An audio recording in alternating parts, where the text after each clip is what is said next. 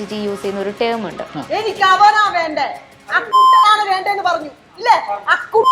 ആ ടേം ഉദ്ദേശിക്കുന്നത് നിങ്ങൾ തമ്മിൽ മോശം ബന്ധമാണെന്ന തരത്തിലാണ്. അങ്ങനെ ഞങ്ങൾ തമ്മിലൊരു ബന്ധം ഉണ്ടെങ്കിൽ ഇത്രയും വർഷത്തിനിടയ്ക്ക് പുള്ളിക്കാരി ഇതുകൊണ്ട് പറഞ്ഞില്ല. 100% ഞാൻ പറയണം, പ്രൂവ് ചെയ്യും. അതായത് എന്ത് സാഹചര്യത്തിൽ പുള്ളിക്കാരി എവിടെ കണ്ടു, എന്ത് കണ്ടു, പല ബന്ധങ്ങളും പുള്ളിക്കാരി നിർത്തിയെന്ന് പറയാണ്. ഇതുവരെ നിർത്തിയിട്ടില്ല. 2 ദിവസം പറയും, 3-ാം ദിവസം അടിച്ചു വന്നതിന്റെ മേലെ പാമ്പായിട്ട് ഓഡിയോ കട്ടിയത് ആ ഓഡിയോ കേട്ടാൽ തന്നെ മനസ്സിലാവും. പീസാക്കി അമ്മ ഈ തെറ്റ് തിരുത്തി ഈ സംഘടനയിൽ ജോയിൻ ചെയ്യാം.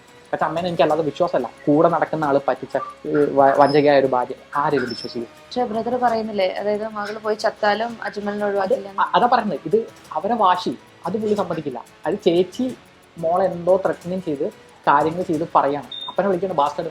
ആ മോളുടെ ഭാവി പോയില്ലേ? ഈ അമ്മ കൗൺസിലിംഗ് ചെയ്യാൻ കേൾക്കാൻ വരുന്ന ഈ ഓടി എടുത്ത് കേൾപ്പിച്ച ആ കുട്ടിയുടെ ഭാവി ഉണ്ടായി. ചിന്തിച്ച ഈ അമ്മ ഈ അമ്മേനല്ലേ കൊണ്ടേ തുറച്ച് പറയുന്നത് അംഗീകരിച്ച് കൊടുത്ത് ഇവര് പറഞ്ഞൊക്കെ ശരിയെന്ന് പറഞ്ഞ് അവരെ ട്രസ്റ്റ് എടുത്തു കഴിഞ്ഞാൽ ഇതൊന്നും ട്രസ്റ്റിന് കിട്ടില്ല.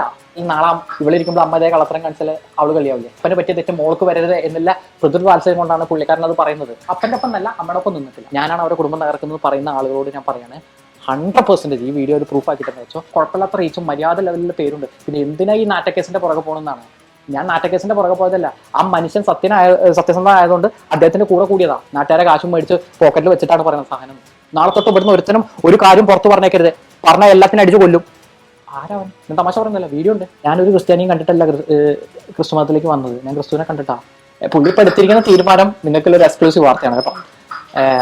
ഫൗണ്ടേഷൻ നിർത്തി, ട്രസ്റ്റ് നിർത്തി പുള്ളിയുടെ ലെവലിൽ സന്യസിക്കാൻ എന്തെന്ന് വെച്ചാൽ പുള്ളി